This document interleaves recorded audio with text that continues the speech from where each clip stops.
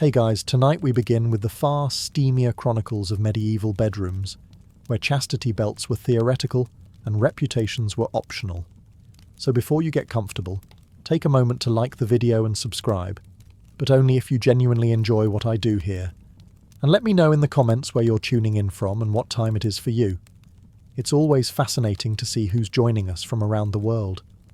Now, dim the lights, maybe turn on a fan for that soft background hum, and let's ease into tonight's journey together.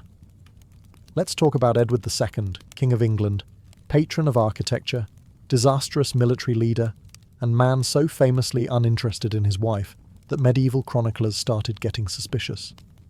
Now, we're not here to speculate. We're here to present what everyone else at the time was loudly whispering about. And the whispers were mostly along the lines of, "You seen him and Piers Gaveston lately?" And Piers Gaveston was Edward's favourite.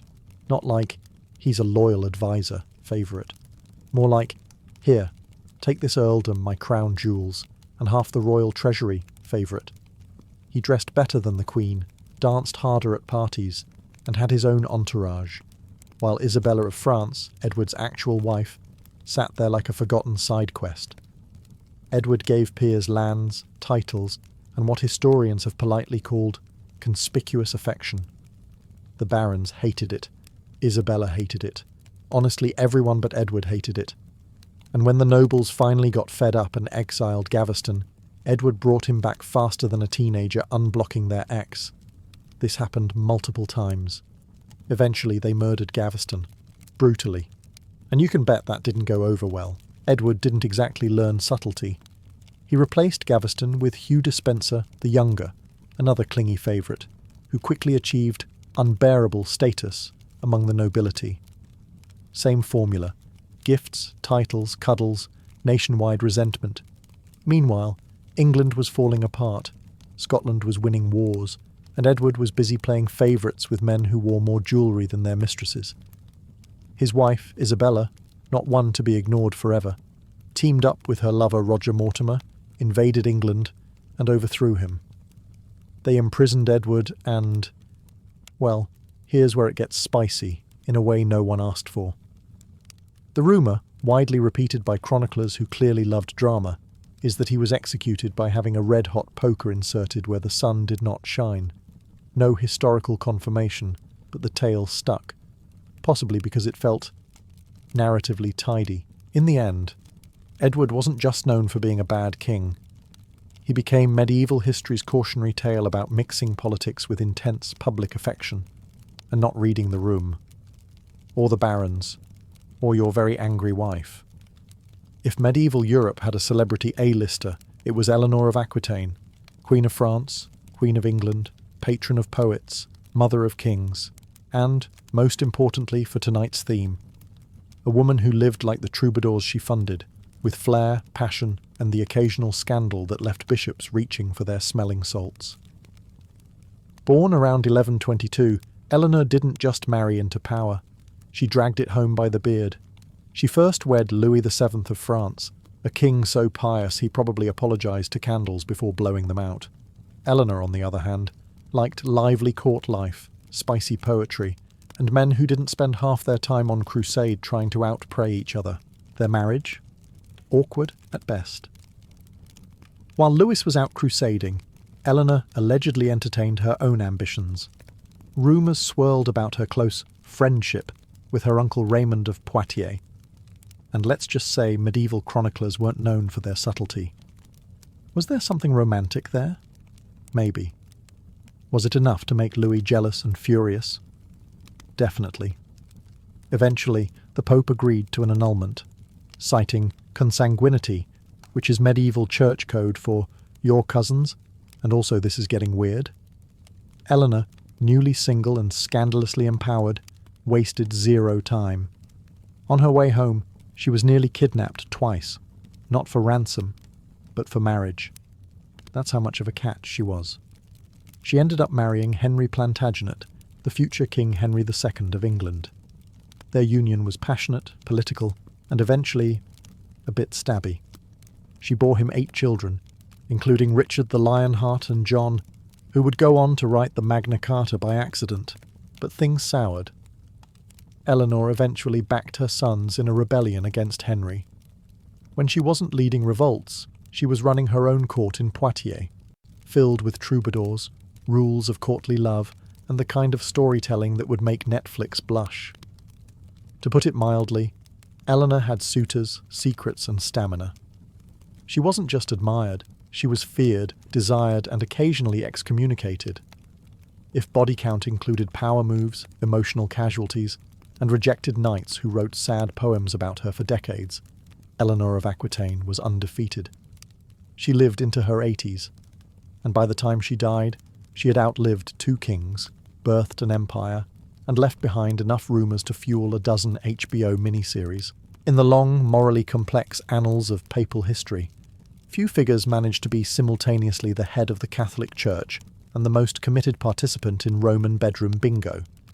Enter Rodrigo Borgia, better known as Pope Alexander VI, spiritual shepherd by day, party animal by candlelight.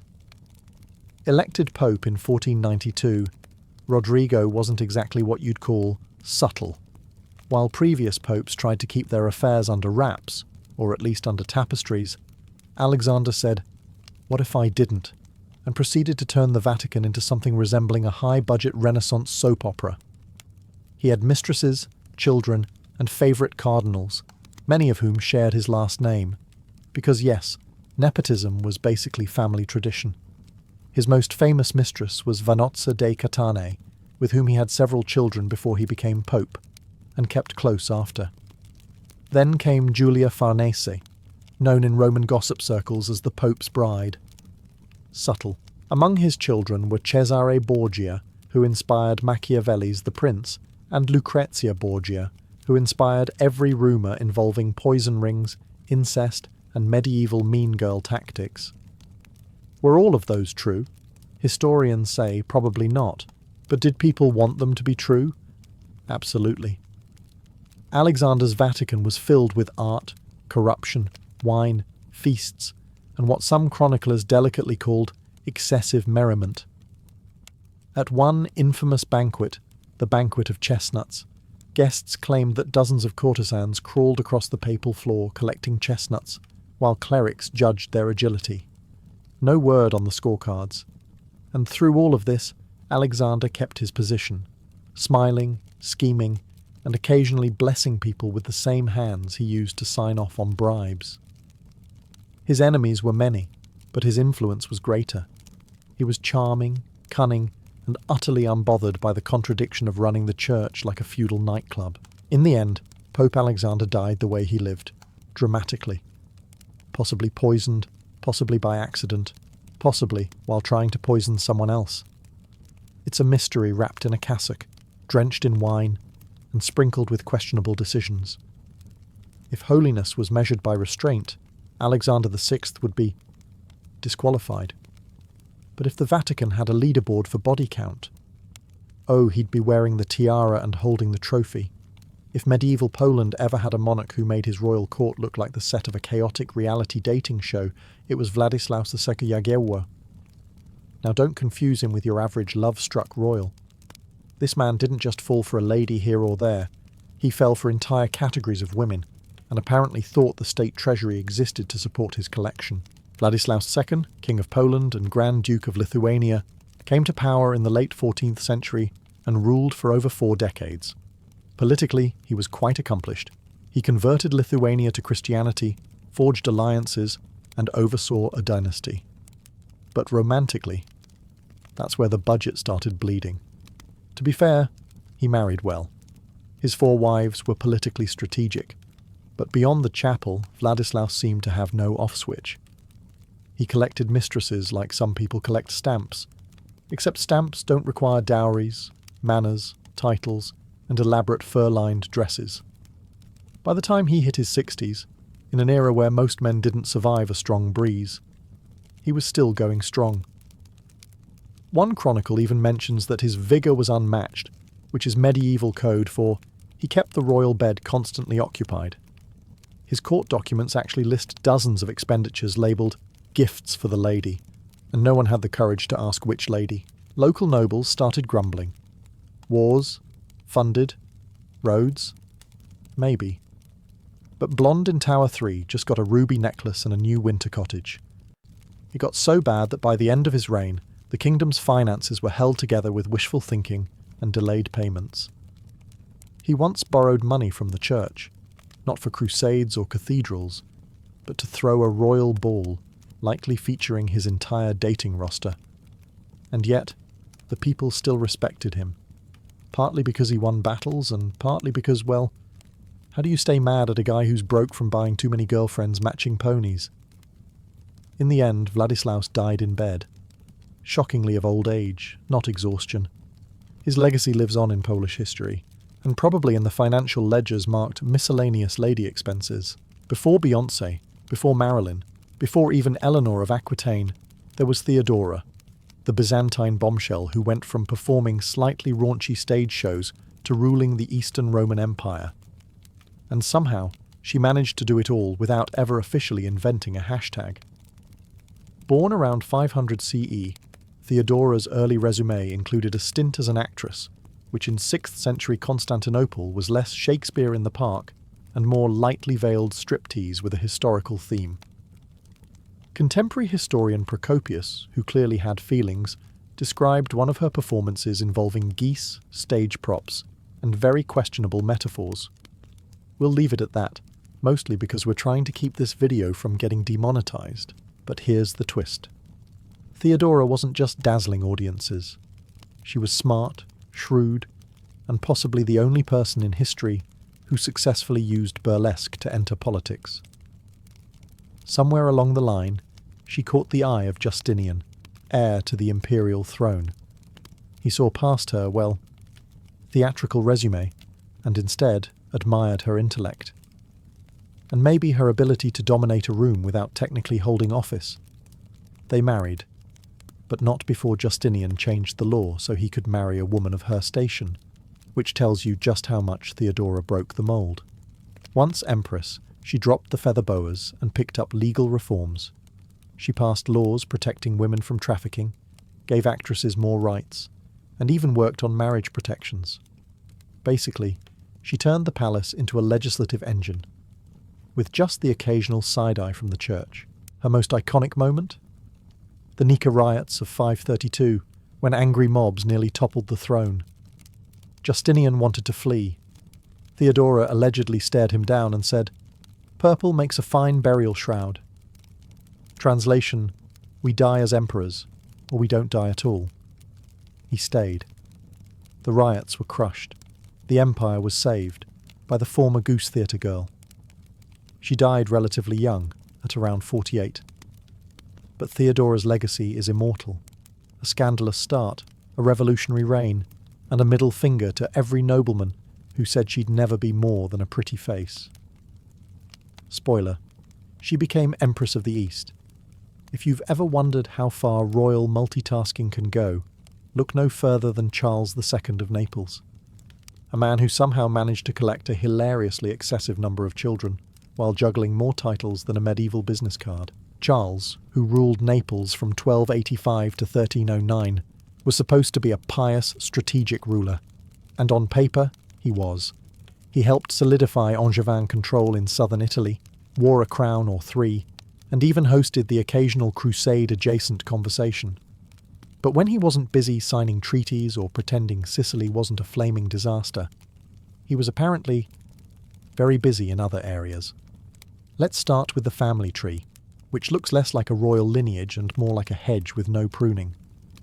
Official records list around 14 children with his wife, Mary of Hungary, which was already a medieval flex. But then came the rumoured mistresses, and their children, and the courtiers pretending they didn't notice. How many illegitimate children? Historians disagree, mostly because medieval scribes eventually gave up and switched to broad estimates. One Italian chronicler allegedly wrote, "more than the stars on a clear night." That's not history. That's astronomy fueled by exhaustion. What's clear is that Charles had a habit of nobling his unofficial offspring. Some got land, some got abbeys. A few were quietly shipped off to monasteries, where they could reflect on how awkward family reunions would have been. Others were even married off to distant cousins, ensuring the bloodline stayed complicated and the inheritance battles stayed spicy. The church naturally raised an eyebrow, but Charles was clever. He funded religious buildings and crusades just enough to keep his image holy, even if his private life was more biblical in the begetting sense. What's impressive isn't just the quantity of his romantic entanglements, it's how he managed to remember all of them. The man was basically the medieval version of a group chat with 40 unread messages titled, "My Kids, Maybe." By the time he died, Charles had fathered a kingdom, a dozen political alliances, and enough children to start a very confused dynasty. His tomb reads, King of Naples and Jerusalem. It should probably also say, Employee of the Month, Department of Reproduction. If there were a medieval reality show titled Queens Who Snapped, Isabella of France would have earned the pilot episode, the spin-off, and probably a Netflix documentary. Born in 1295 to King Philip the Fair of France, she was destined for royal entanglements. Unfortunately, she was married off to Edward II of England, a man who famously preferred other company. And by company, we mean a guy named Piers Gaveston, whose influence was so strong he practically needed his own crown. For years, Isabella smiled through the royal awkwardness. She gave Edward airs, wore the gowns, played the part. Meanwhile, Edward gave most of his attention, and a disturbingly large chunk of royal treasure, to his favourites. If you're wondering how that marriage survived as long as it did, the answer is medieval Catholic guilt and a complete lack of divorce lawyers. Eventually, Isabella had enough. She returned to France, gathered support, and a lover named Roger Mortimer, whose resume included handsome rebel, and started plotting. Her next move? She invaded England. Yes, invaded. With mercenaries, with her lover, and with the righteous fury of a woman who had sat through one too many dinners with her husband's boyfriend at the table. The coup was swift and decisive. Edward was deposed, imprisoned, and according to some spicy rumours, murdered in a manner not safe for medieval dinner conversation. Mortimer basically ruled England through Isabella for a while, and for a brief moment in history, the English crown was effectively run by a French woman and her hot boyfriend, which feels like an elaborate revenge plot, even by modern standards. Of course, power went to their heads. They spent like there was no tomorrow, made enemies of everyone, and eventually got caught by Isabella's teenage son, Edward III, who apparently decided, enough of Mum's villain era. Mortimer was executed. Isabella was sent to luxurious confinement, not quite prison, but no more royal balls either. Still, Isabella's legacy is undeniable, a queen who turned humiliation into invasion and passion into power. And while England never quite forgave her, historians can't help but admire the sheer audacity of it all. Before there was The Bachelor, there was Henry I of England, except instead of roses, he handed out titles, land, and the occasional awkward family reunion. Born in 1068 as the youngest son of William the Conqueror, Henry didn't inherit the crown. He took it after his brother died in a mysterious hunting accident, which, in medieval terms, means he was probably just the better archer that day. But if Henry was ruthless on the battlefield, he was even more prolific in the bedroom. And by prolific, we mean over 20 mistresses and at least 24 illegitimate children. That's not a king. That's a human fertility festival. Unlike other monarchs who tried to keep their extracurriculars hush-hush, Henry I made no such effort. He acknowledged most of his children, gave them noble marriages, and even brought a few into politics. He was basically running a build-a-bastard workshop, and business was booming. The mistresses came from all walks of life. Noblewomen, commoners, possibly the occasional tavern waitress who made strong eye contact. Henry didn't discriminate. If you could bat an eyelash and pronounce sire correctly, you were halfway to a cottage and a child support stipend. And what about the Queen, you ask? Matilda of Scotland. A respectable woman. Probably had a permanent eye twitch. She gave him 2 legitimate children and then watched as Henry's extended family required a royal flowchart. One of his most famous illegitimate daughters, Sybil, married a prominent noble. Another, Matilda Fitzroy, became an abbess, which feels like the medieval version of putting your phone on airplane mode to avoid family drama. To his credit, Henry wasn't just sowing oats and calling it leadership. He centralised power, reformed the justice system, and laid the groundwork for English common law. But those reforms had to share desk space with baby announcements and uncomfortable family banquets. When he died in 1135, after eating a surfeit of lampreys, which is history speak for fish overdose, England plunged into a succession crisis. Why?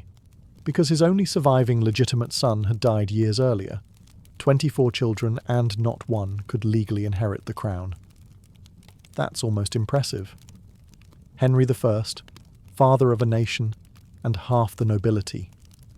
If you thought medieval queens lived quiet lives embroidering tapestries and politely ignoring their husbands, meet Joanna of Naples, a woman who burned through 4 husbands, suffocated a lover, allegedly, and ran a kingdom like it was her personal drama stage. Born in 1328, Joanna was crowned Queen of Naples at just 16. Her first husband was Andrew of Hungary, who expected to be king. Unfortunately, so did Joanna, and one of them had a more committed fan base. In 1345, Andrew was found hanging from a balcony after a hunting accident in which the only thing hunted was Andrew.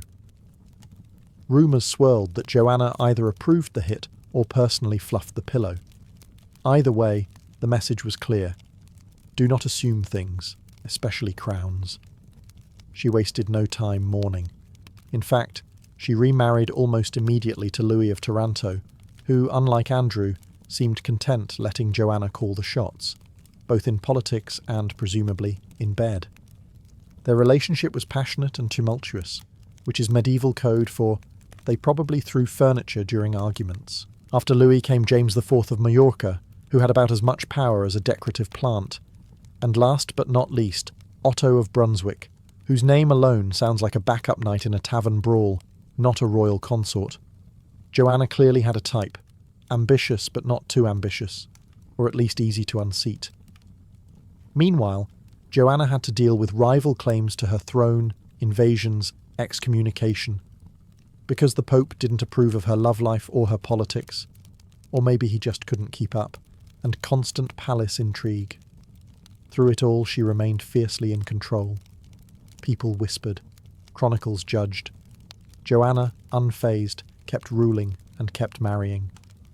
She may not have invented the phrase, next, but she certainly lived it. Eventually, her enemies caught up. In 1382, Charles of Durazzo invaded Naples, imprisoned Joanna, and, in true medieval overreaction, had her strangled. Possibly with a pillow, possibly as ironic punishment. But history hasn't forgotten her. Joanna of Naples. Too bold for her era, too many husbands for the church, and absolutely no regrets. When you're officially titled the Bad, you've either committed an alarming number of medieval crimes, or you really ticked off the chroniclers. In the case of Charles II of Navarre, it was probably both. Born in 1332, Charles inherited the Kingdom of Navarre, a tiny kingdom nestled between France and Spain, and decided that simply being king wasn't spicy enough. So he dabbled in murder, treason, lies, affairs, more affairs, and possibly inventing the medieval version of ghosting. His political resume reads like a do-not-date list with bloodstains. Let's start with his romantic exploits, which were less courtly love and more court-mandated chaos. Charles reportedly had mistresses in nearly every region he visited. Some nobles tried to keep mistresses discreet. Charles had a touring schedule. He seduced noblewomen, married women, widows, basically anyone with a pulse and poor judgment. In one scandal, he allegedly slept with a married lady and then arranged her husband's assassination. Medieval solutions, people. But Charles wasn't just bad in bed, he was bad everywhere. He played France and England against each other during the 100 Years' War, like a high-stakes Tinder game, switching alliances more often than he changed tunics. One week he was brokering peace. The next, he was assassinating French officials and denying it with the medieval equivalent of new phone, who dis. His nickname, the Bad, wasn't a PR mishap. It was earned through bribery, betrayal, poisoning attempts, and at least one confirmed torture dungeon. He was accused of plotting to poison Charles V of France, twice. When called out, he simply denied it with a smirk, which is also how he answered questions about his ever-growing list of mistresses and fatherless nobles. Eventually, karma arrived wearing a monk's robe. In 1387, Charles fell ill and was wrapped in brandy-soaked linen as a remedy. A servant tried to cut the cloth with a candle and accidentally set him on fire. Yes, he died by spontaneous human flambé, a fitting end for a man whose life was a walking scandal. Charles II of Navarre, part king, part chaos goblin, and wholly deserving of his unfortunate nickname. When your rebound relationship accidentally starts a civil war and also births a new royal dynasty, you might be Catherine of Valois, or at least someone who really needs to stop dating younger men with swords. Born in 1401 to King Charles VI of France, who was mentally unwell and thought he was made of glass, Catherine's early years were already off to a wonderfully stable start. As a princess, she was politically valuable and emotionally neglected, the perfect combination for, let's marry her off to the enemy and see what happens. That enemy was Henry V of England, war hero, Shakespearean icon, and definitely not the guy to bring home to a French dinner party. They married in 1420 to seal the whole Treaty of Troyes thing, which basically told the Dauphin of France to go cry into his baguette. Catherine dutifully followed Henry to England and gave birth to Henry VI, before Henry promptly died of dysentery. Romantic, isn't it? Now a widow in her early 20s, Catherine found herself alone, still French, and somehow Queen of England. What's a lonely, politically sidelined young royal to do? Apparently, fall in love with a handsome Welsh servant named Owen Tudor, whose resume included courtier and shirtless in the garden probably. Their relationship was discreet, which in royal terms means everyone knew but pretended not to. They secretly married, or maybe didn't, historians still argue, and had several children, including Edmund Tudor, whose son would go on to become Henry VII, founder of the Tudor dynasty. So yes, Catherine of Valois literally birthed the Tudors. That's like starting a one-night stand and accidentally founding HBO's favourite historical soap opera. Of course, once the truth came out, England was scandalised. Parliament had passed a law saying Catherine needed permission to remarry, and she had gone off and done it anyway. The court was shocked, the nobles were outraged, and Catherine, probably sitting in a tower somewhere thinking, worth it. So next time someone says, you're moving on too fast, just remember, Catherine of Valois did it with a younger man, birthed a dynasty, and changed the course of history. No pressure. Let's start with a warning. This one's not funny. It's historical cringe funny, because Gilles de Rais was both a celebrated knight and a medieval nightmare. Imagine if George Washington turned out to be Buffalo Bill, and you're halfway there. Born in 1405 to a noble Breton family, Gilles was the medieval equivalent of rich, hot, and connected.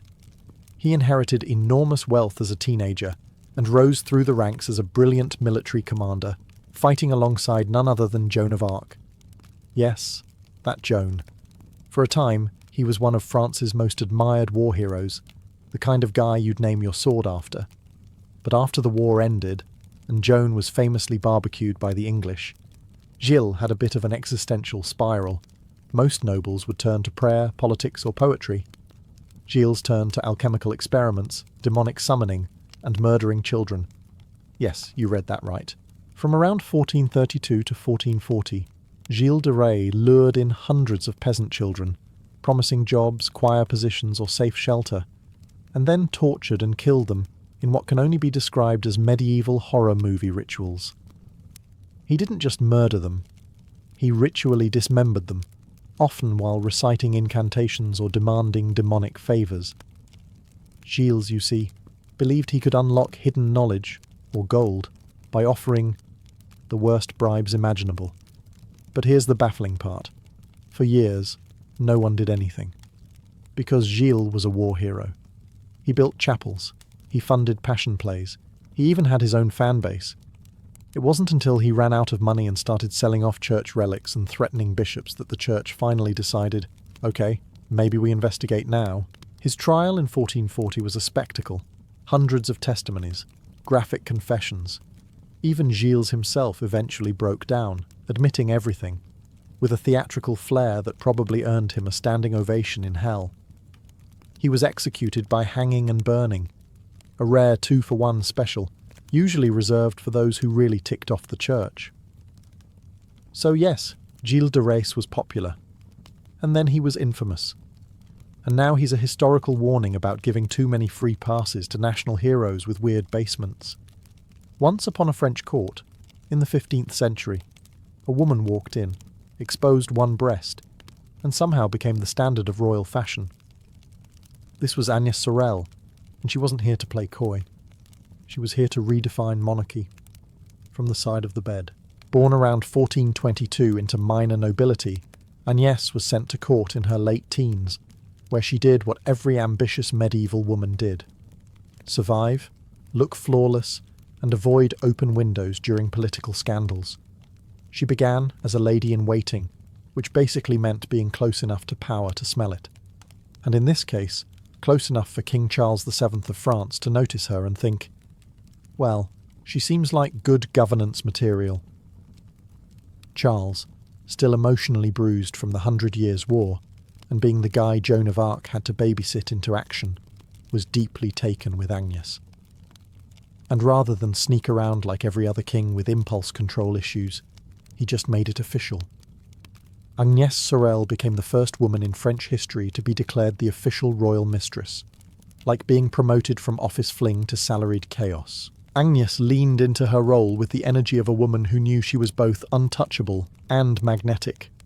She influenced court fashion, appearing in gowns with strategically absent fabric, making the boob window a political statement. Monks preached sermons about it, nobles copied it, and the king? He built her a manor. More than eye candy, Agnes was also a political advisor of sorts, whispering into Charles's ear, allegedly encouraging him to stop sulking and start governing again. Some even credited her with pulling the king out of a long depressive fog, essentially therapist with cleavage. She bore him 4 daughters, dabbled in diplomacy, and then, in true medieval fashion, died mysteriously at age 28, possibly poisoned by political rivals who found her too influential, or maybe just from mercury prescribed for parasites. Because medieval medicine, always either dirt or deadly. Her legacy? A new courtly role, massive portraits with strategic nudity, and centuries of imitators trying to balance seduction with statecraft. Agnes proved that being the other woman could make you the main character. In fashion, in power, and in history books written by men who probably needed cold showers. Ah yes, the Tour de Nesle affair, where political intrigue met medieval pillow talk and made the French monarchy look like it was run by teenagers with no impulse control. Let's set the scene. It's the early 1300s. France is ruled by Philip IV, a king so serious he was nicknamed Philip the Fair, not for his justice, but for his cheekbones.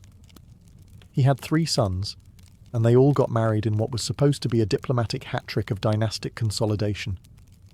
One of those brides was Margaret of Burgundy, married to Louis, future king, and part-time medieval himbo. Margaret, like many medieval noblewomen, probably expected a dull life of embroidery, childbearing, and pretending not to notice her husband flirting with the staff.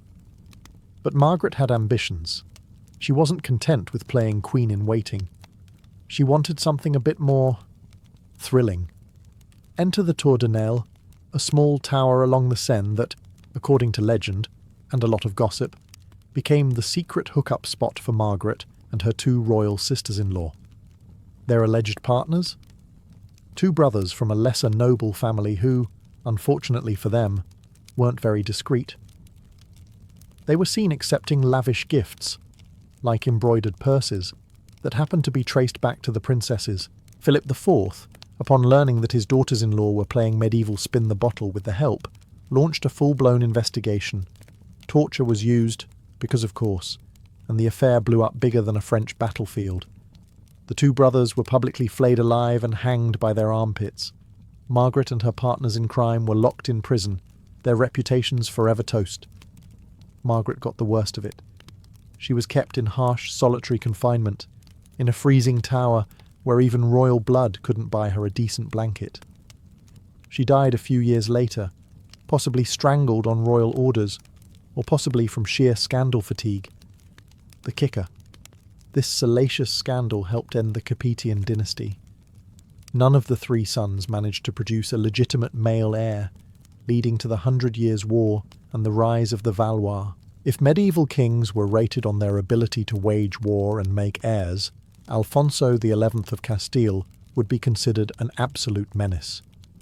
Born in 1311 and crowned at age 1, because Castile was really into speed-running monarchies, Alfonso quickly proved two things. He could win battles, and he could fill cradles. Repeatedly. Let's start with the king stuff.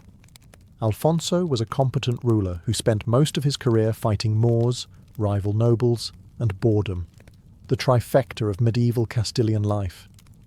He won the famous Battle of Rio Salado in 1340, pushing back the Marinid invasion and earning himself a shiny reputation as a Christian hero.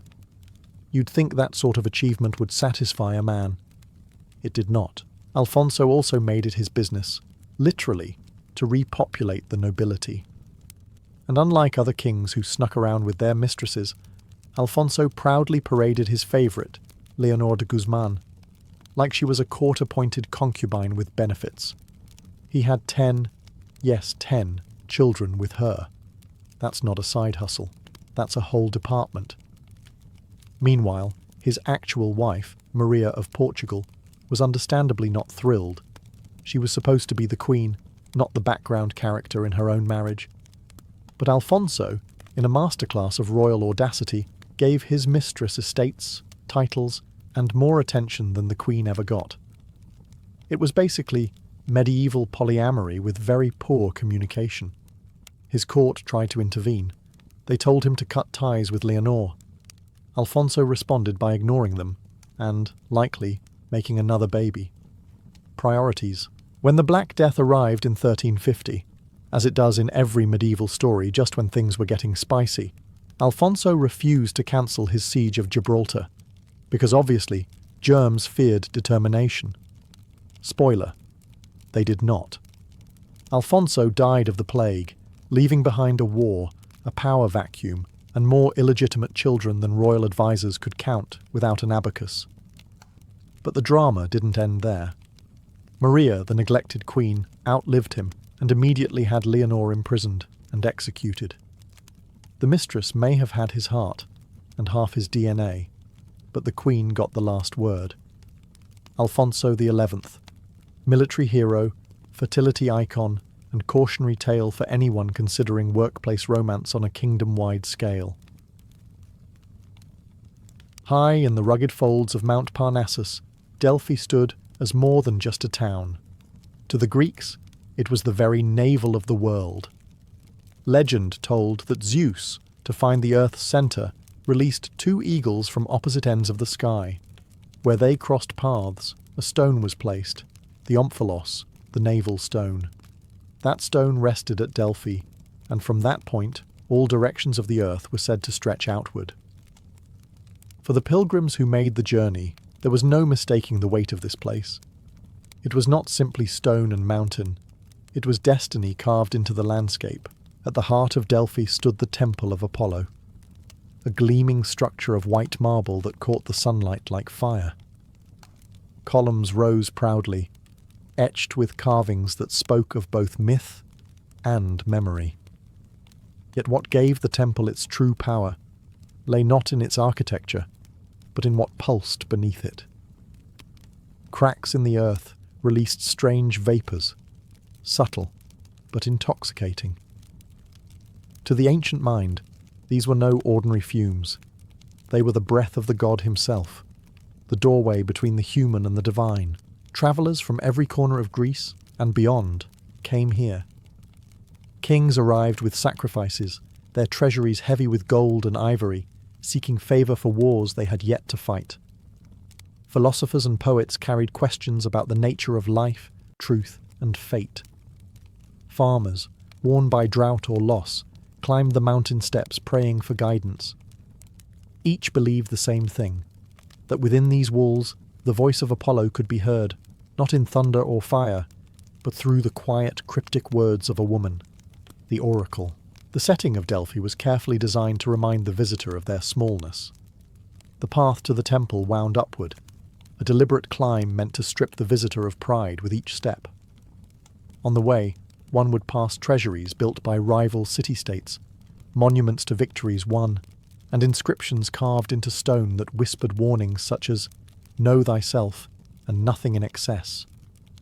By the time a pilgrim reached the temple gates, they had already been humbled by both earth and stone, ready to hear truths that could change the course of lives, or even the course of history.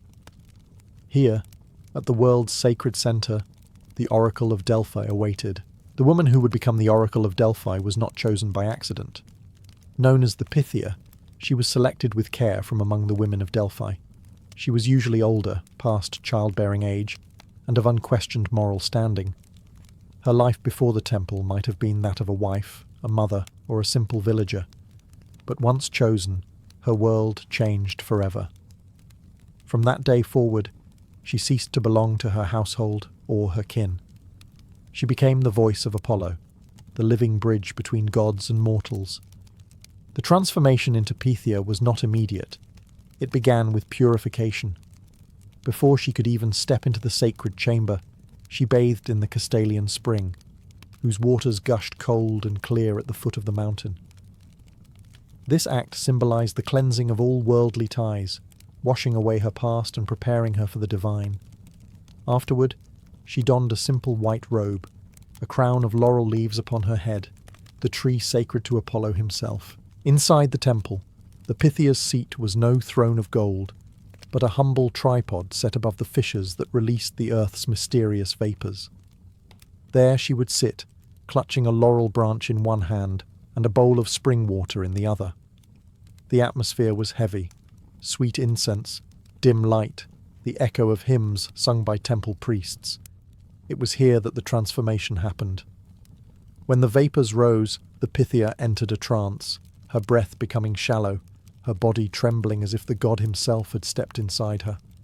To the waiting world, she was no longer a mortal woman. She was Apollo speaking through flesh. Her voice, often described as fragmented, muttering, or even raving, was then carefully interpreted by priests. The raw utterances were polished into verse, most often into hexameter, the rhythmic language of prophecy. Kings and generals would bow before her, waiting for answers that could determine the fate of nations. Becoming the Pythia meant giving up the ordinary life of a Greek woman, but it also meant achieving a kind of immortality. For centuries, her words would be remembered, argued over, and feared. She was not merely speaking to one man or one city, but to history itself. And as her prophecies spread across the Greek world, her role as the most powerful woman in antiquity only grew stronger. Word of the oracle's power spread quickly beyond Delphi.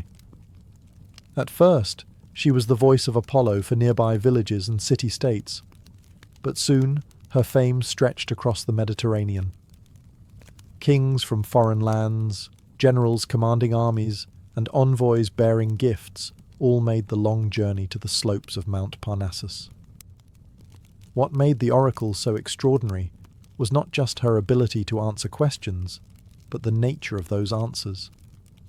She spoke in riddles, cryptic, layered, and open to interpretation. In this ambiguity lay her strength. For no matter the outcome, her words always seemed to prove true. One of her earliest legendary prophecies came when Croesus, the wealthy king of Lydia, sought guidance before waging war against Persia. He asked if he should attack, and the oracle replied that if he crossed the river Halys, he would destroy a mighty empire. Encouraged, Croesus went to war, only to lose his kingdom. The prophecy had been correct, yet devastating. His empire had indeed been destroyed, his own. Stories like these cemented the oracle's reputation as a force beyond manipulation, a divine voice immune to the ambitions of mortals. Her influence was not confined to war. Philosophers and poets came seeking wisdom on the mysteries of life and the gods.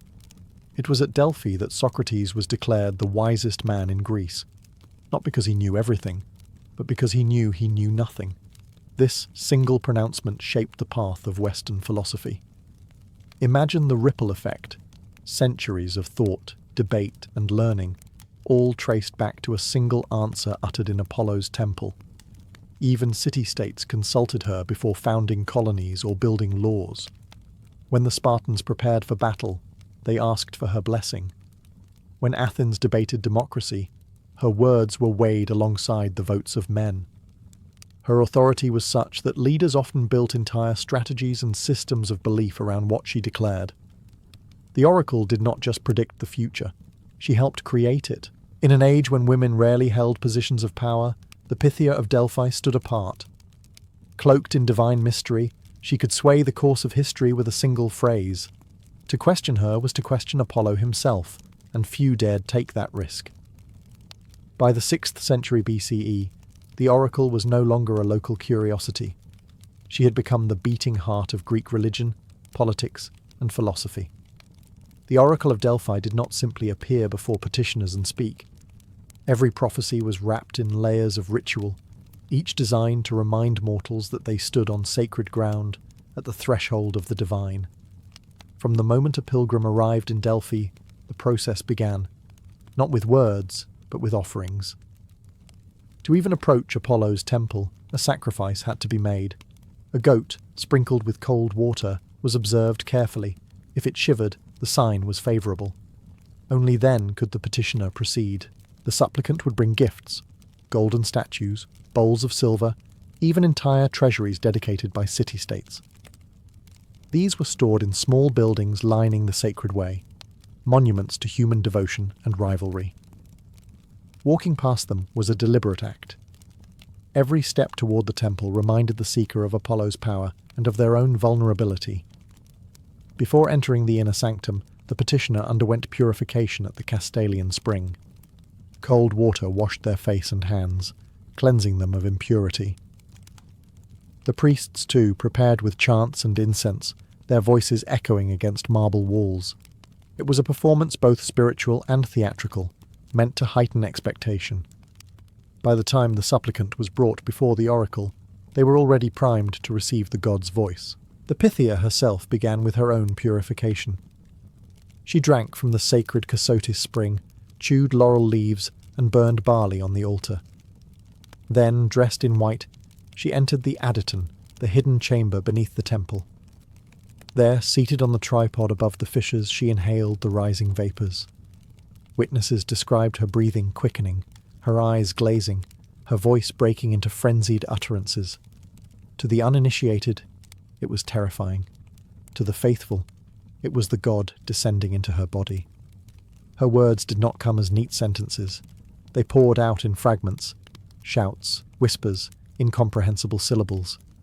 The temple priests, trained in interpretation, stood nearby, shaping her speech into poetic form, often hexameter verse. These verses were then delivered to the waiting petitioner as Apollo's answer. The ritual was as important as the prophecy itself. It gave weight to every word, surrounding it with mystery. Those who left Delphi rarely doubted that they had heard the voice of a god. The oracle's riddles were not simple messages. They were sacred experiences, binding men and women alike to Apollo's eternal will. If Delphi was the navel of the world, then the oracle was its heartbeat during war. No major campaign, no ambitious expansion, and often no treaty was sealed without her voice. City-states looked to her not just for divine approval, but for reassurance that their cause was fated to succeed. In a world where the gods were believed to decide every outcome, to march into battle without Apollo's sanction seemed reckless, even suicidal. One of the most famous examples came during the Persian Wars of the 5th century BCE. When the mighty Persian army advanced on Greece, envoys from Athens climbed Mount Parnassus, seeking guidance. The oracle's first words were bleak. She warned them that fire and destruction would consume the city, that only a wall of wood would save them. The Athenians were thrown into confusion. What wall of wood could resist the vast Persian horde? Interpretations varied. Some believed it meant fortifications on land. Others argued it referred to ships. Ultimately, Themistocles, one of Athens' sharpest minds, insisted the oracle meant their navy. He convinced his people to abandon the city, take to the sea, and fight at Salamis. The result was a stunning Greek victory that changed the course of history. Without the oracle's riddle and Themistocles' bold reading of it, Greece might have fallen. Sparta too sought her voice before decisive battles. It was said the oracle foretold that either Sparta would be destroyed or one of its kings must die before the Persians could be defeated. Leonidas marched to Thermopylae with this prophecy in mind, knowing his sacrifice would fulfill Apollo's decree. His last stand became legend, and the oracle's words were woven into the mythology of Greek heroism. The oracle's power did not stop at warfare. Politicians sought her advice on laws, colonists consulted her before founding new cities, and alliances were made or broken depending on her approval. Rivals accused each other of bribing the priests, yet even in suspicion, her authority remained untouched. She was too entrenched, too divine to be ignored. In many ways, the Oracle of Delphi was the invisible participant in every major Greek decision. She did not wield a sword or a shield, but her words were as decisive as any army. Through ambiguity and riddles, she held sway over kings and councils alike, steering the course of politics with the subtle weight of prophecy. The Oracle of Delphi was not only consulted by kings and generals, she also became a guiding light for thinkers, poets, and ordinary men and women searching for answers to life's deepest questions. Her temple was not just a place of strategy, it was a place of philosophy, a crossroads where divine riddles collided with human curiosity. Among the most famous stories was that of Socrates. According to tradition, his friend Chaerephon once asked the oracle if there was anyone wiser than Socrates. The answer came back clear. None was wiser. When Socrates heard this, he was baffled. He claimed to know nothing. Yet in this paradox, he found the path that defined his life. True wisdom lay in recognizing one's ignorance. The oracle's words set him on a journey of questioning and dialogue that became the foundation of Western philosophy. A single prophecy reshaped the course of thought for centuries, but the oracle's wisdom reached beyond philosophy. Ordinary people came to her with questions of family, love, health, and morality. Should a farmer plant this year or wait for the rains? Should a sailor risk the sea or remain ashore? Should a woman accept a marriage offer or refuse it? These were not questions of empires, but of survival, dignity, and happiness. The Pythia answered them all, her riddles shaping the lives of individuals just as much as the fate of nations. The temple itself reinforced this atmosphere of moral reflection.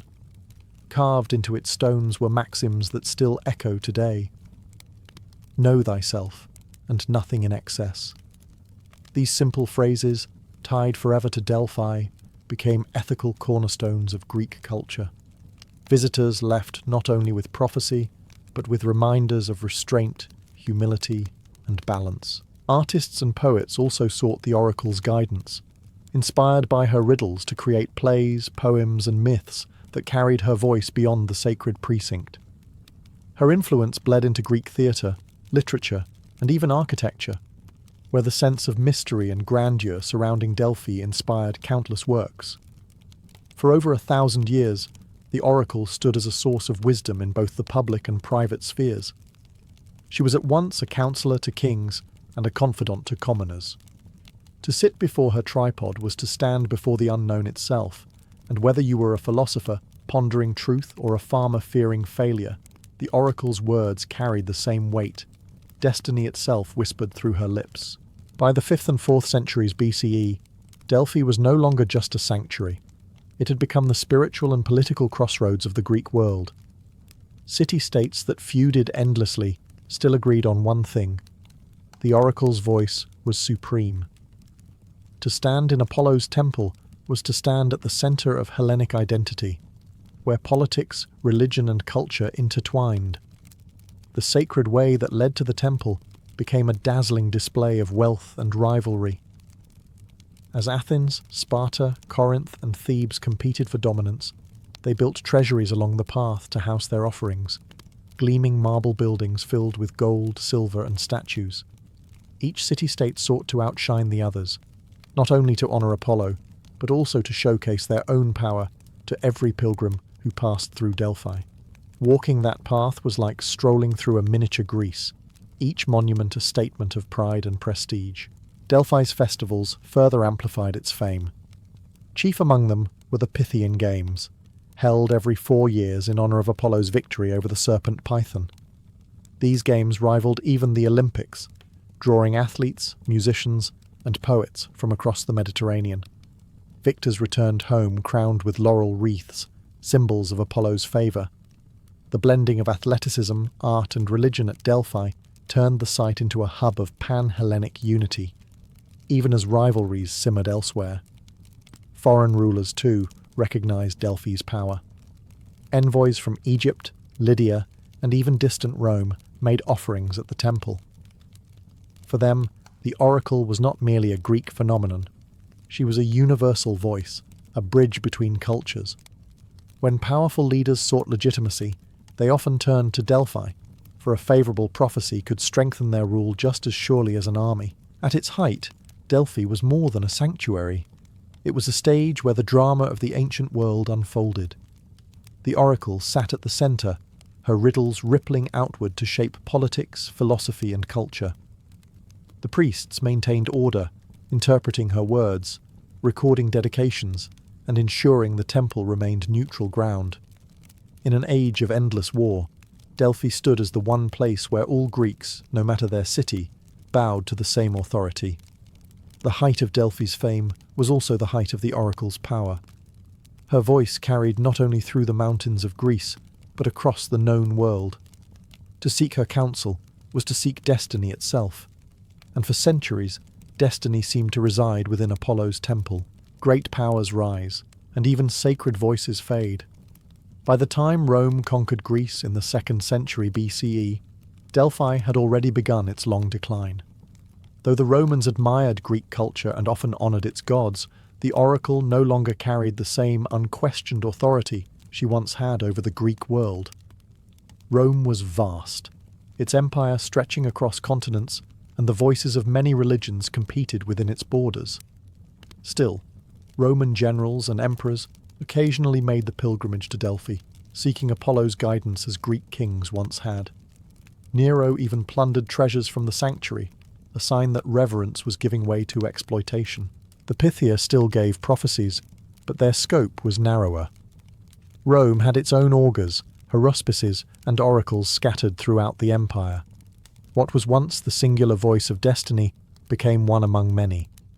Yet even in diminished importance, the oracle retained an aura of ancient mystery, and many Romans respected her for it.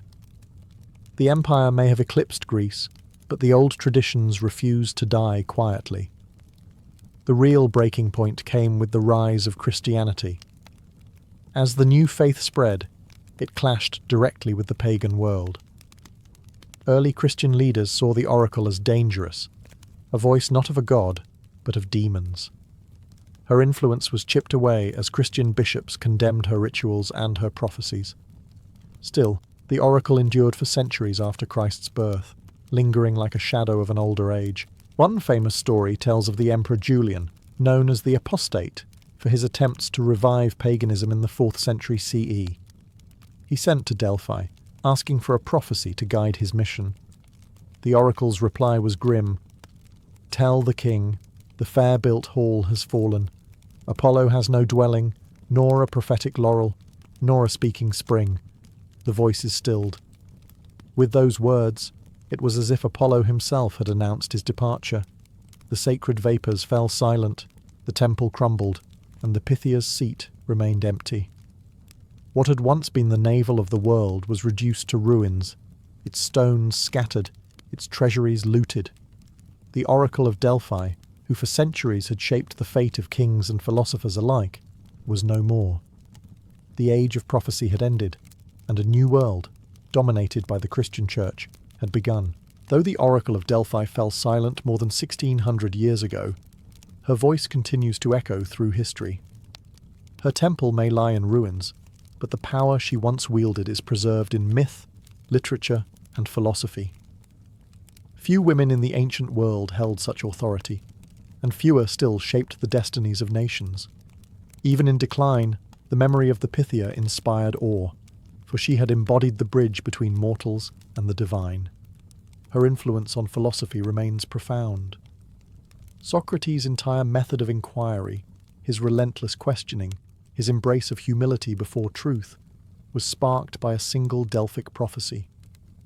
The moral inscriptions carved into the stones of Apollo's temple, "Know thyself, and nothing in excess," became guiding principles not only for Greeks, but for later cultures that inherited their wisdom. Through these words, the oracle's voice lived on, long after the fumes and rituals faded. In literature, the oracle became a symbol of mystery and fate. Tragedians like Aeschylus, Sophocles, and Euripides wove her prophecies into their plays, using her riddles to remind audiences of the inevitability of destiny. In Oedipus Rex, it was her prophecy that drove the doomed king to try, and fail, to escape his fate. Even when unseen on stage, the oracle's presence loomed large, shaping drama itself. Her influence reached beyond Greece. Romans, Renaissance scholars, and even modern writers looked back to Delphi as a place where human ambition met divine enigma. For Christians, she became a cautionary tale of paganism's decline.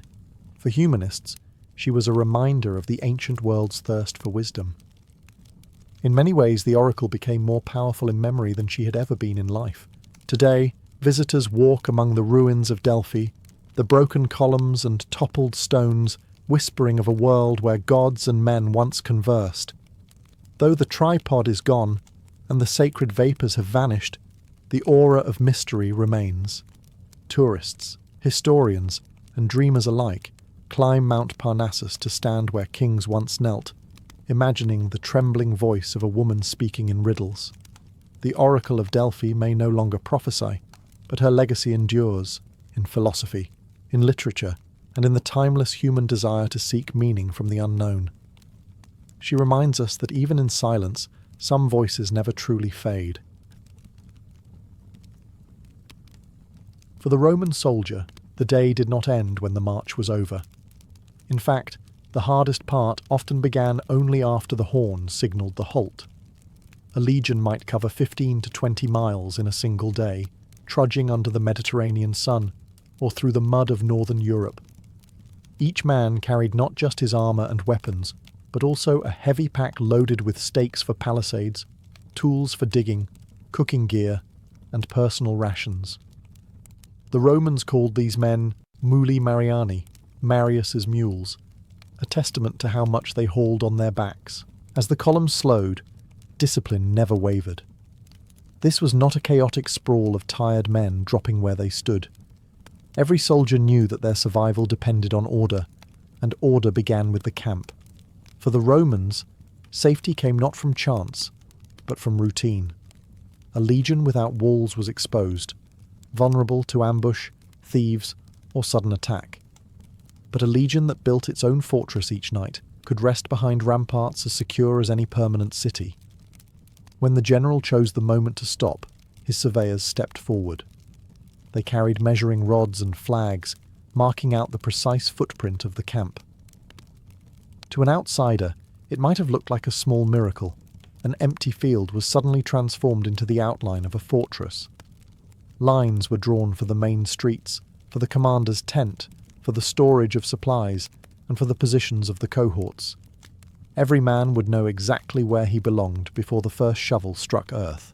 The work ahead was grueling, but it was also familiar. Soldiers found comfort in repetition. Whether in Spain, Gaul, Africa, or the wild forests of Germania, the process was always the same. The rhythm of construction gave the legion a sense of stability, even in hostile territory. A soldier could look at the newly marked ground and already imagine the protective walls, the glowing fires, and the ordered rows of tents that would rise before nightfall. For the Romans, the march did not end with arrival. The true measure of discipline lay in what came next, turning wilderness into fortress, exhaustion into security, and a patch of foreign soil into Rome itself. The success of a Roman camp began long before the first shovel struck the earth. The general and his officers treated the choice of ground as a matter of life and death, because often it was. A poorly chosen site could mean thirst, disease, or a nighttime ambush. A well-chosen one could turn a weary legion into an unbreakable fortress. The surveyors, specialists known as metators, were the first to move forward once the marching column halted. Carrying staffs, measuring rods, and brightly coloured flags, they spread out across the terrain. Their eyes searched for specific qualities. The ground needed to be firm and elevated, never in a swamp or valley where rainwater might collect. A camp on a hill not only stayed dry, but also gave the soldiers a vantage point to watch for enemy movement. At the same time, the location needed access to fresh water, streams, springs, or rivers, without exposing the camp to flooding.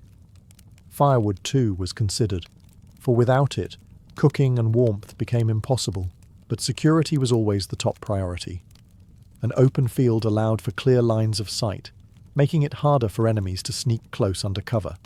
If hostile forces were nearby, the chosen ground was sometimes deliberately placed to show strength, projecting Roman confidence.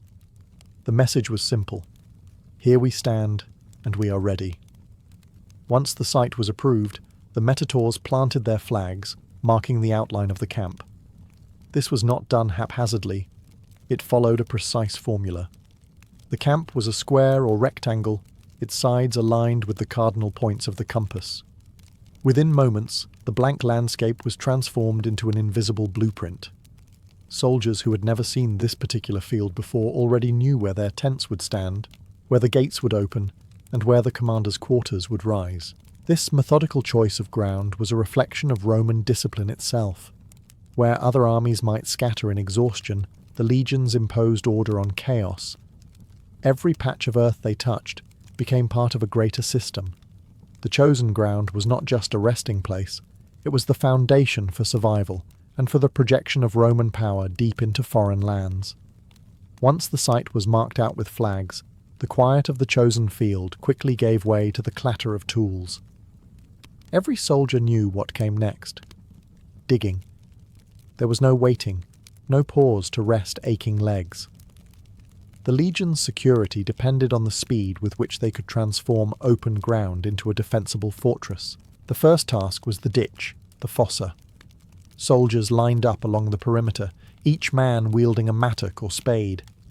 Soil flew as they cut into the earth, heaving dirt into wicker baskets that others carried away. The ditch was not shallow.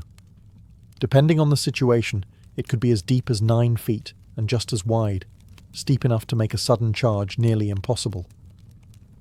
Even if enemies tried to rush the camp in the night, they would find themselves scrambling at the bottom of a trench, easy targets for Roman javelins raining down from above.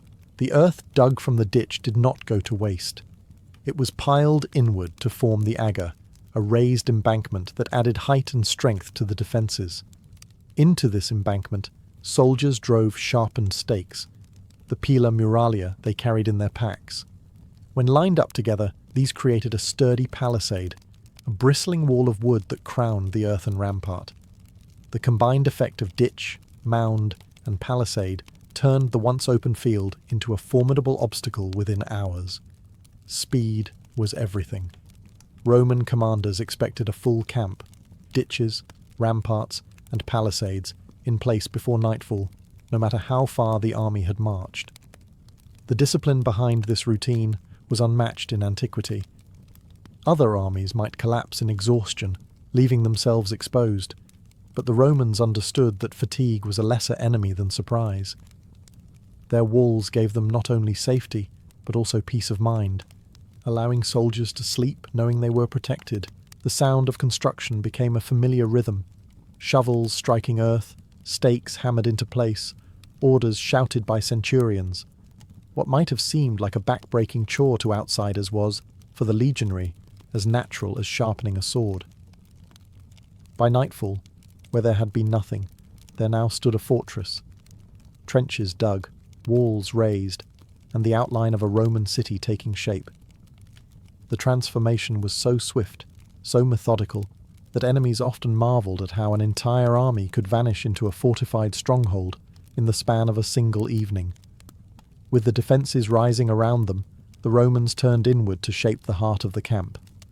To a casual observer, the inside might have looked like chaos at first. Hundreds of soldiers, pack animals and carts pouring through the gates. But within moments, the order of Rome asserted itself. The Castra was not a collection of tents thrown together at random. It was a city in miniature, designed with mathematical precision.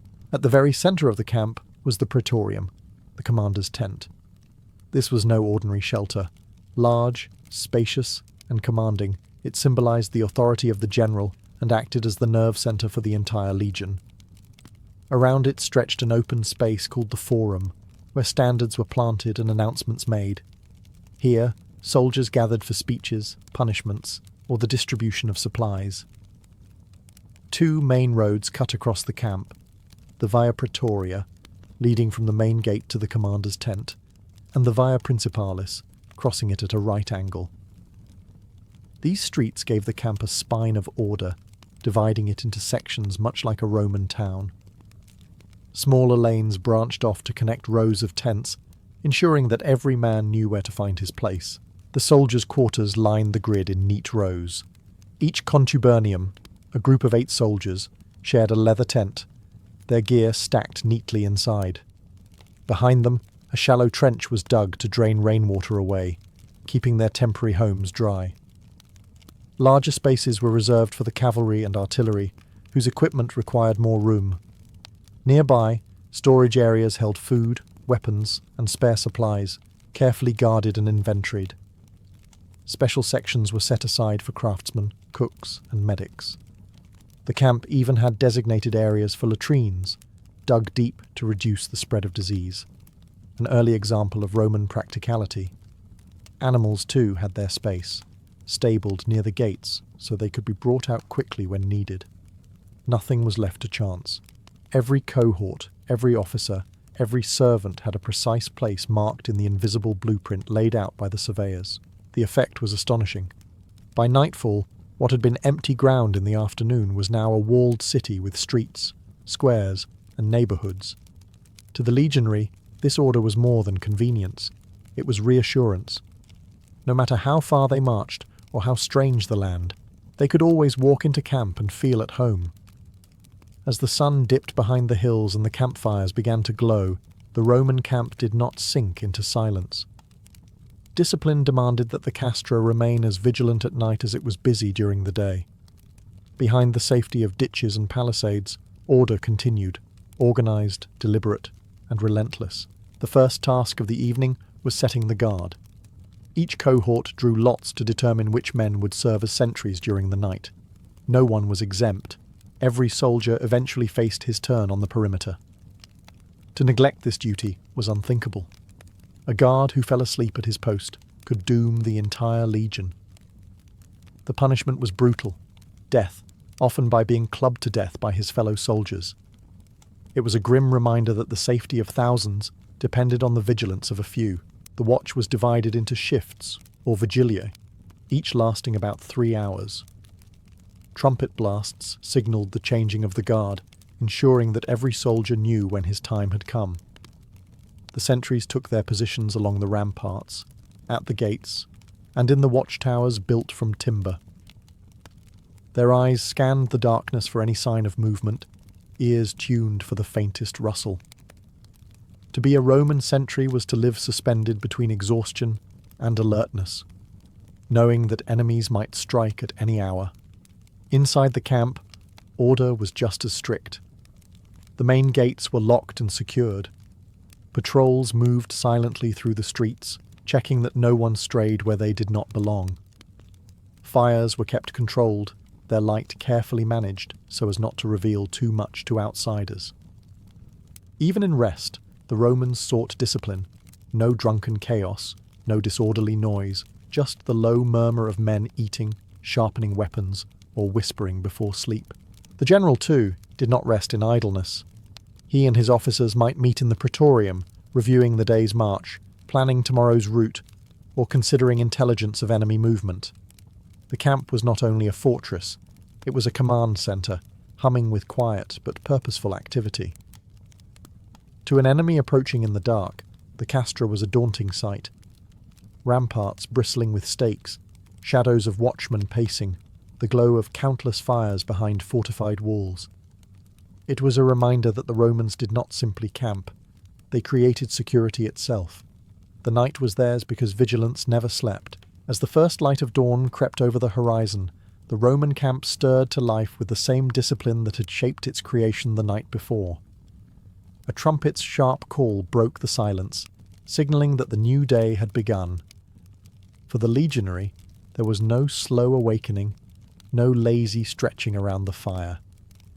The camp moved like a living machine, each man trained to perform his part without hesitation. The first order of business was inspection. Centurions walked the rows, ensuring their men were awake, properly equipped, and ready for orders. Weapons were checked, shields polished, and armour secured. Discipline was drilled into every action. A soldier who neglected his gear was as dangerous to his comrades as an enemy blade. Even the smallest lapse could be punished harshly, for in the Roman army, standards were the glue that held everything together. Breakfast followed quickly, usually a simple meal of grain porridge, bread, and perhaps a piece of cheese or dried meat. Soldiers cooked in small groups, sharing food within their contubernium, the tight-knit unit of 8 men who lived and fought side by side. The meal was practical, not leisurely. Fuel for the day ahead, nothing more. After eating, came the signal for drills and orders. If the legion was to remain in camp, the morning would be filled with training. Soldiers practiced marching in formation, throwing their javelins, or sparring with wooden swords weighted heavier than the real thing to build strength. Engineers checked siege equipment, while craftsmen repaired armour and tools. If the army was preparing to march, however, the focus shifted. Tents were struck, gear was packed, and the camp was readied for dismantling. The general and his officers gathered in the praetorium to deliver commands. Plans for the day's march, potential routes, or battle preparations were announced. Trumpeters carried these signals across the camp, their blasts echoing through the morning air. To the outside world, this might have seemed like the clamour of chaos, but to the Roman soldier it was music, an orchestra of order. The dawn routine set the tone for the day. Whether training, building or marching, the legion began with precision, unity and discipline. In this way, the Roman camp was not just a fortress of wood and earth, but a fortress of routine, one that moulded men into the most effective fighting force of the ancient world. When the order came to move, the Roman camp vanished almost as swiftly as it had appeared. What had been a bustling fortress at dusk was by dawn already in the process of being dismantled, each man performing his role with practiced efficiency.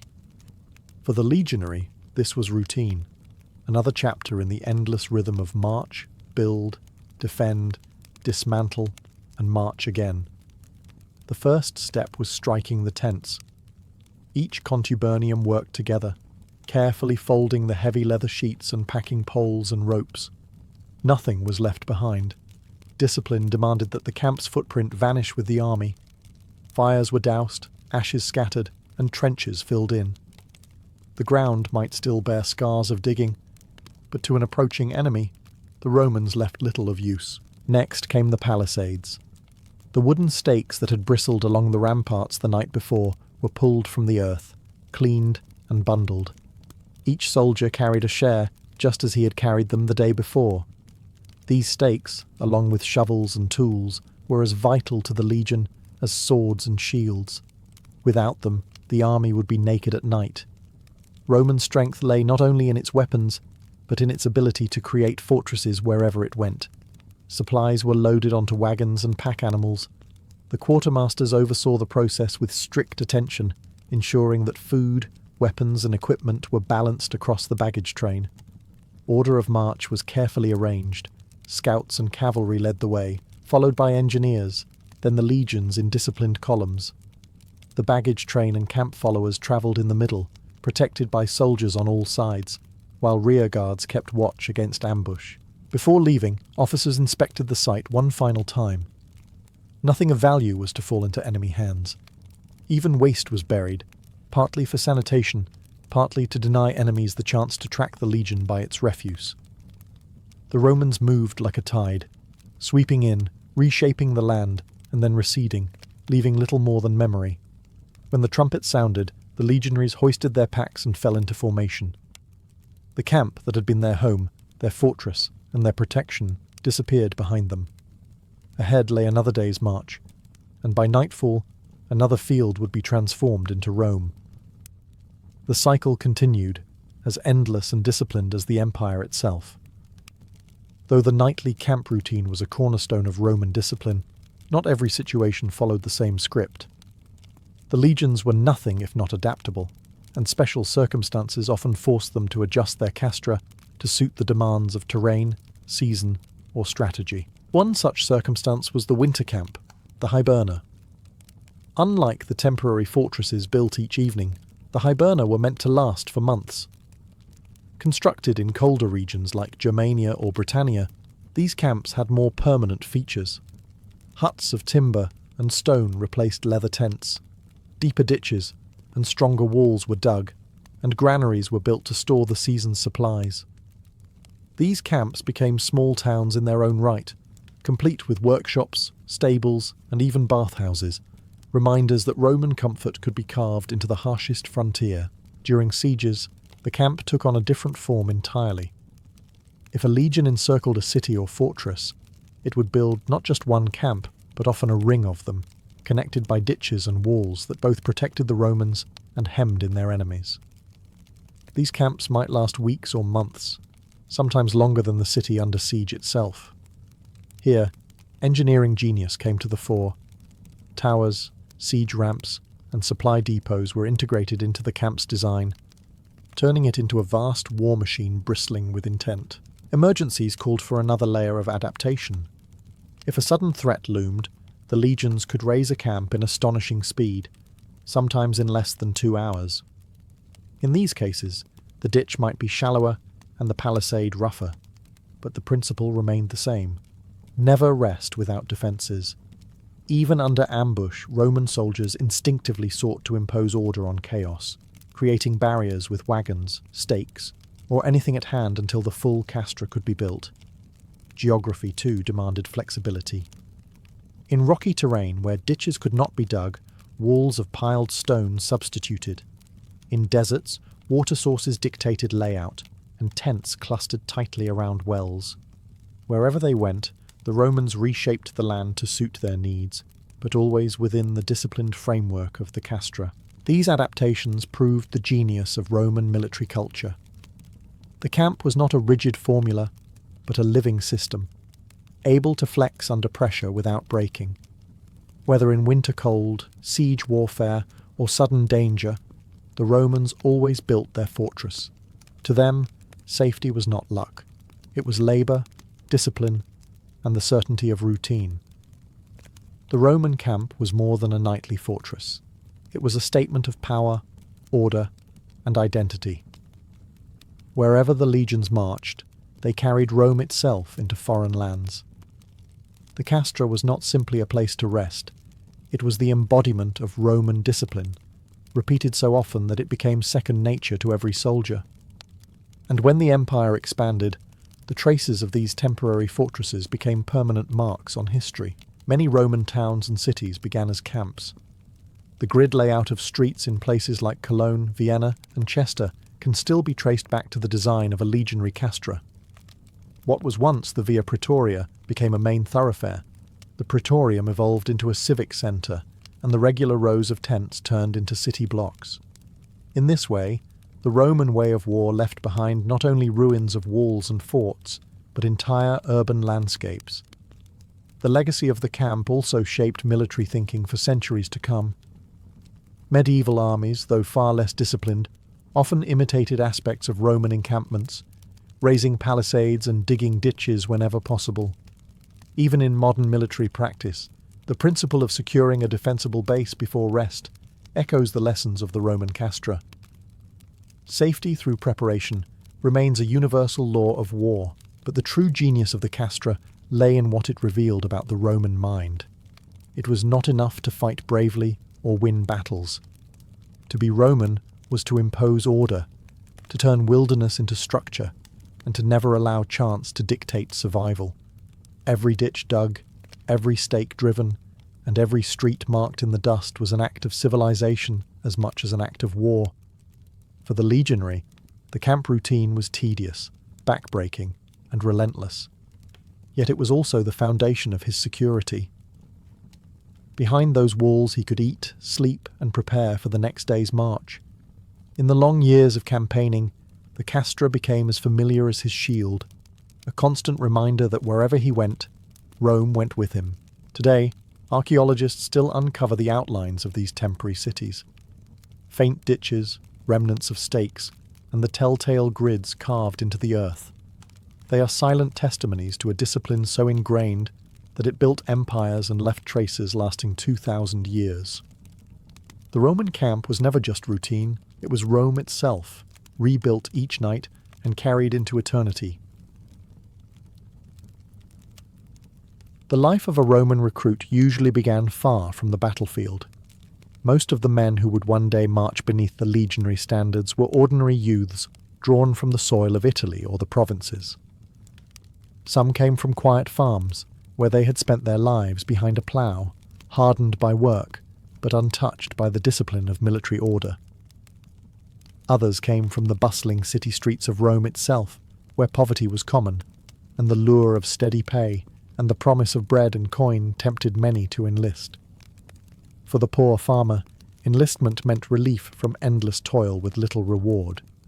A soldier's pay, though modest, was guaranteed, and the promise of spoils after campaigns made the risk seem worth it. For the city boy, the army offered a path out of hunger and obscurity. The legions gave structure, food, clothing, and even the possibility of land after years of service. For some, it was less about ambition and more about survival. Yet whether drawn by desperation or adventure, once they stood before the recruiter there was no turning back. The selection process was stern. Examiners checked their bodies carefully. Broad chests, strong arms, sturdy legs were all sought after. Teeth were examined to judge health. Scars or deformities were scrutinized as signs of weakness. Rome demanded not just willingness, but physical endurance. Those who passed were branded as suitable, their lives now bound to the legions. The moment of transformation came with the sacramentum, the military oath. Standing with others who had been chosen, the recruit swore absolute loyalty to his commanders, to his comrades, and above all to Rome. He promised never to desert, never to refuse orders, and to endure all hardship for the glory of the empire. Breaking that oath meant death, not just for treason against men, but for betrayal of the gods who watched over Rome. From that moment on, he ceased to belong to his family, village, or city. His life was no longer his own. It was Rome's. Whether he had come barefoot from a farm or ragged from the streets, he was now part of something greater, stepping onto a path that would test his strength, his will, and his very identity. The boy who had arrived as a peasant or pauper was now a recruit, standing at the threshold of becoming a Roman soldier. The recruit's first true step into the legion was not the issue of weapons, but the swearing of the oath, the sacramentum. This was no casual promise.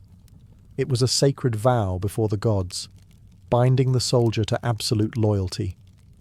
Standing among dozens of others, he raised his right hand and pledged to obey orders without question, to never desert, and to place Rome above his own life. In that moment, he was no longer just a man. He became the property of the state. To break the oath was not only a crime, but a kind of blasphemy, punishable by death. The seriousness of it set the tone for everything that would follow. After the oath, the recruit was introduced to his new identity through clothing and equipment.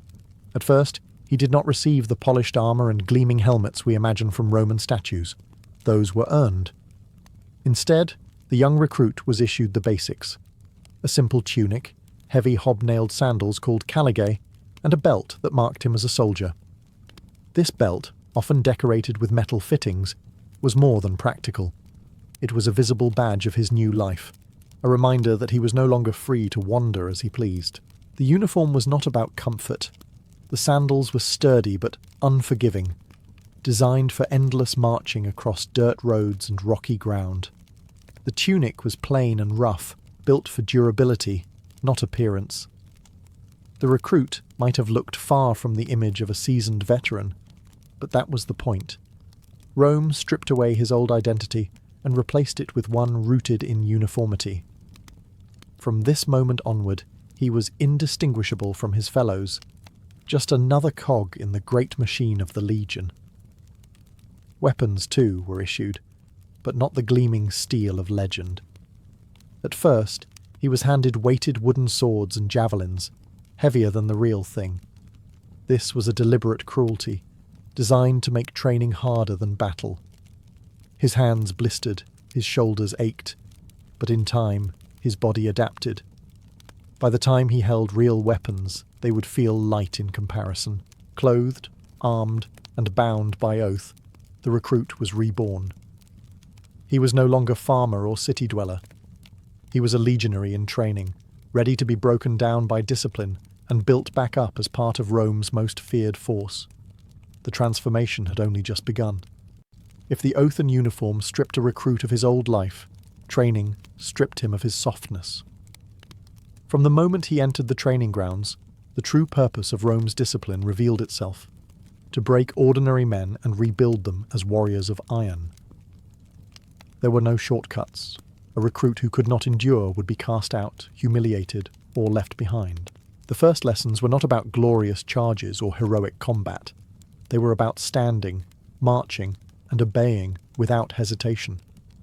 Drill masters barked commands until every recruit could move in perfect unison, turning, halting, and advancing as though part of a single body.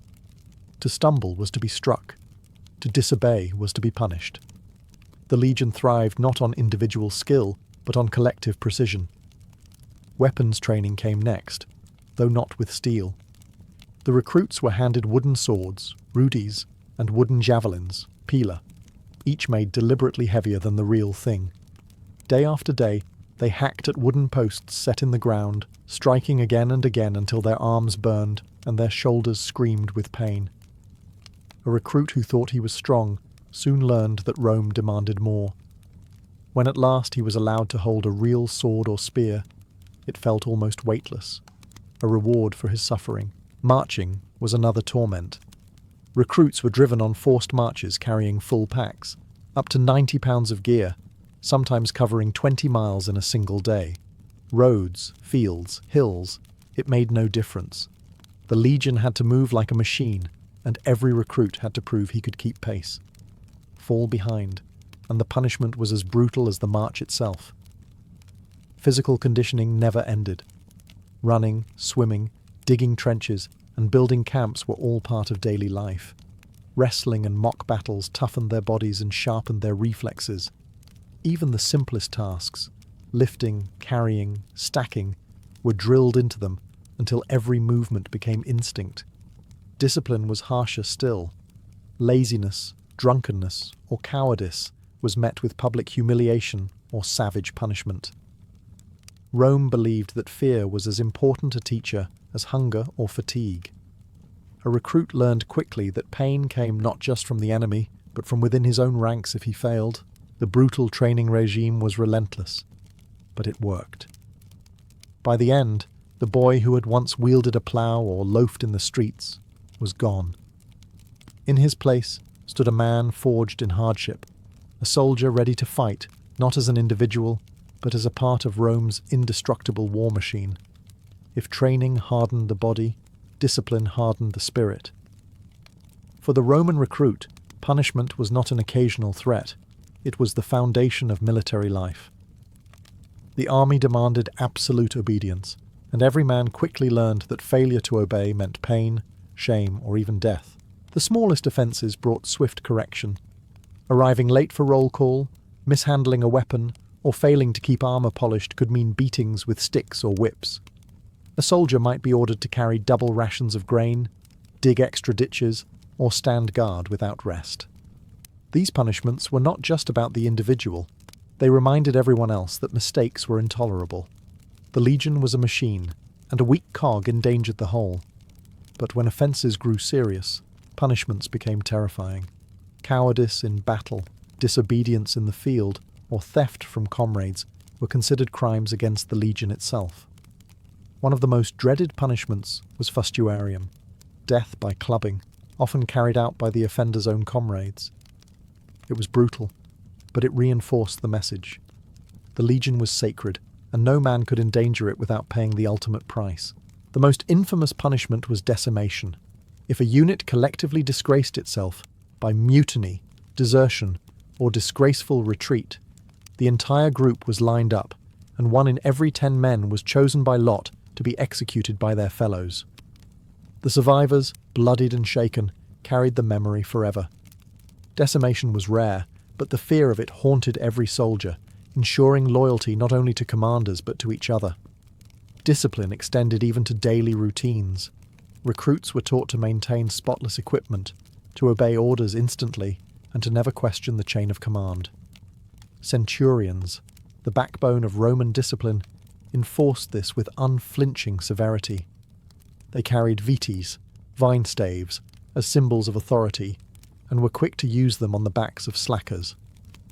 To the modern eye it may seem cruel, but to the Romans it was the price of survival. Through this iron system, the legion created men who did not simply fight, they endured.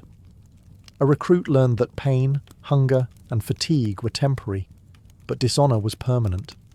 By suffering together and enduring together, recruits were forged into soldiers who valued discipline above life itself.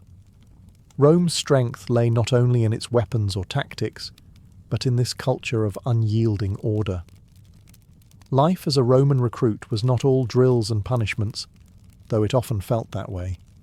Each day was carved into strict routines, a rhythm designed to leave no room for idleness, no chance for weakness to grow. The army was as much a school of discipline as it was a school of war, and every hour of a recruit's life was accounted for. The day began at dawn with the blare of a trumpet.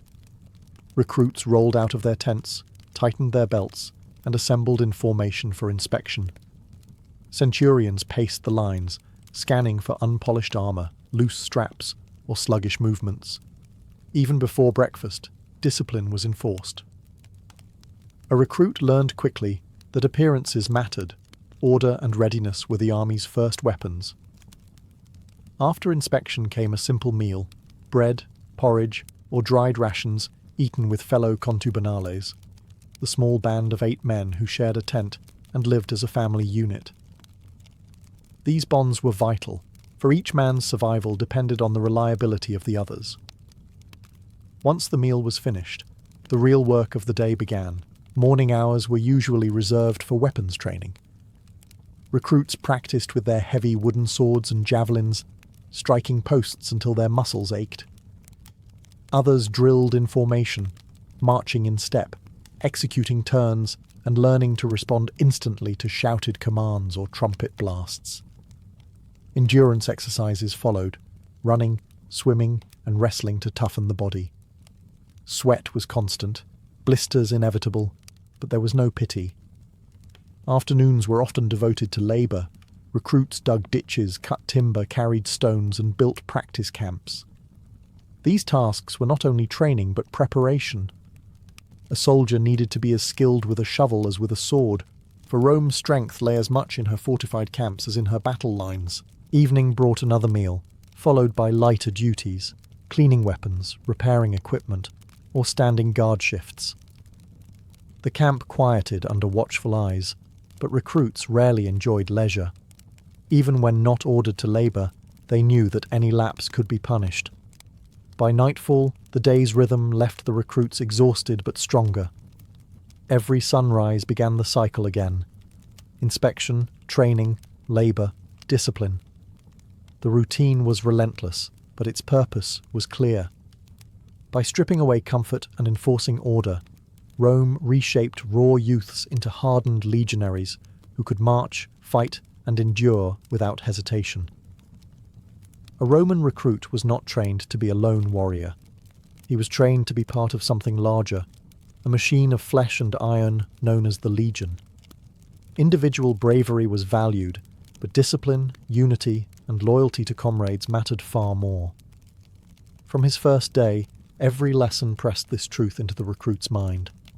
Survival depended on the man beside him. The smallest unit of the legion was the contubernium, a tent group of 8 men who shared food, shelter, and responsibility. For the recruit, this became his family. They trained together, marched together, built camps together, and often shared punishments together. Trust was forged through sweat and suffering.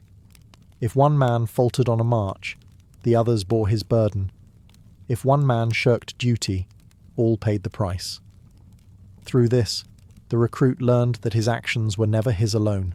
Above the contubernium stood the century of 80 men, led by a centurion whose authority was absolute. The centurion embodied the spirit of Rome's discipline. To recruits, he was both a teacher and a terror, driving them to perfection with relentless drills and the sting of his vine staff. Yet over time, respect grew. The centurion shared their hardships, marched at their side, and stood in the front line of battle. His presence reminded recruits that leadership in Rome was earned by endurance as much as command. The recruit also absorbed the symbols of the legion. The eagle standard, carried at the heart of the unit, was more than metal on a pole. It was the soul of Rome itself. To lose it in battle was the ultimate disgrace. Recruits were taught to fight not just for their lives, but for the honour of the eagle and the eternal glory of the legion. Camaraderie was fostered in other ways as well. Meals were communal, tasks were shared, victories celebrated together. Festivals, sacrifices to the gods, and even the daily routines of singing on the march or setting camp built bonds stronger than family ties. These men were not just companions, they were brothers in arms, bound by the oath of loyalty and the shared grind of training. By the time training advanced, the recruit no longer thought of himself as a farmer's son or a city pauper. He was a legionary, part of a living wall of shields and spears. The legionary spirit had been hammered into him, a spirit that valued unity over self, Rome over all. Training camps hardened the body and forged discipline, but nothing compared to the shock of a recruit's first campaign. Once the oath was sworn and the drills completed, the recruit was sent marching with the legion beyond the safety of familiar fields. For many, it was the first time leaving home. The road stretched endlessly ahead, and with it came exhaustion, fear, and the dawning realization that war was not glory. It was survival. The first lesson was the march itself. 20 miles a day with nearly 90 pounds of gear strapped across shoulders and hips tested even the strongest. The recruit's pack held stakes for building nightly camps, rations of grain, a cloak, cooking equipment, tools, and weapons. He quickly understood why veterans were called Marius's mules. The burden was as constant as the march. Feet blistered, muscles screamed, but the column moved on. Falling behind was not an option. Then came the reality of camp life on campaign. Each evening, after hours on the road, the exhausted recruits were ordered to dig ditches, raise ramparts, and drive palisade stakes. There was no collapse into rest until the fortress was built. To a recruit, it seemed cruel. To the legion, it was safety. Under the stars of Gaul, Hispania, or Germania, the lesson was learned. Rome's power came from discipline, not comfort. But the hardest lessons came when the enemy appeared. The first clash was unforgettable. Trumpets blared, dust filled the air, and the recruit found himself shoulder to shoulder in a line of shields, heart pounding as missiles whistled overhead. Drills became instinct. Advance, throw the heavy javelin, lock shields, draw sword. Fear gripped every new soldier, but in the wall of men around him, courage took root. Casualties were inevitable. A recruit's first campaign was often his first taste of death. Comrades cut down beside him, screams echoing across the field. In those moments, he learned Rome's hardest truth. The legion did not stop for grief. The formation closed ranks, and the march continued. Loss was endured, not indulged. By the end of his first campaign, the recruit was no longer untested. The marches, the camps, and the battles had burned away the softness of civilian life. He had felt fear, hunger, and exhaustion, and survived. Those who endured the first campaign were no longer recruits. They were legionaries, hardened by trial and bound to Rome by blood and sweat. By the time a recruit survived his first marches and battles, he was no longer wide-eyed, but he was still green. What truly shaped him into a Roman soldier was the time spent among veterans. These hardened men had years, sometimes decades, of service behind them. Their scars, both seen and unseen, told stories of campaigns stretching from the deserts of Africa to the forests of Germania. For the recruit, they were both mentors and relentless judges. Veterans wasted little time breaking in the newcomers. Around the campfires they taught practical survival skills that no drill master covered: how to pack gear so the weight chafed less, how to dry sodden cloaks over a fire without burning holes, how to spot the first signs of ambush in the rustle of trees. They passed down tricks for stretching rations, sharpening blades, and keeping feet from rotting after endless marches. A recruit who listened carefully might spare himself misery. A recruit who ignored them learned the hard way. But veterans also enforced the culture of the legion. They had little patience for complaints or softness. Newcomers were mocked for blisters, jeered for clumsy sword work, and scolded for slow reactions. It was harsh, but it was the Roman way. Pressure forged resilience. Over time, the recruit discovered that the ridicule faded as his competence grew. When a veteran finally nodded in respect, it meant more than any centurion's barked order. Living among veterans also meant absorbing their stories. Tales of past battles, heroic stands, near disasters, clever victories, circulated through the tents at night. These stories were not idle entertainment. They were lessons in courage, caution, and loyalty. The recruit learned that victory was never guaranteed, but discipline and unity gave Rome its edge. He also learned that death was an ever-present companion, accepted with grim humour. There was camaraderie too. Veterans taught songs sung on the march, crude jokes shared over rations, and rituals before battle. Slowly the recruit was no longer an outsider, but part of a brotherhood bound by shared hardship. Bonds of trust grew stronger than family ties, for in battle, each man's life depended on the one beside him. By living among veterans, the recruit crossed the final threshold from outsider to insider. He had entered as a raw youth, unsure and untested. Now he was learning to carry himself like a legionary, silent in suffering, steady in formation, and unshakable in loyalty. The transformation was nearly complete. At last, after months of grueling drills, bruising punishments, and the harsh schooling of campaign life, the recruit was no longer a recruit. He had been tested by hunger, fatigue, fear, and loss, and endured. What emerged was something Rome valued above all else: the disciplined legionary, a soldier forged in the fires of hardship. The transformation was both physical and mental. His once slender frame, softened by farm labour or city idleness, had become hardened muscle. Blisters on his feet had turned into calluses tough as leather. His arms no longer trembled under the weight of shield and sword. By now he could march 20 miles with full kit and still have the strength to dig a ditch or build a palisade at the end of the day. The endless repetition of drills had made every movement automatic.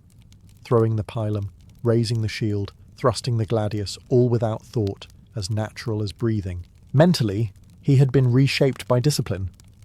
The fear that once gnawed at him before battle had been dulled, replaced by the calm knowledge that he was not alone.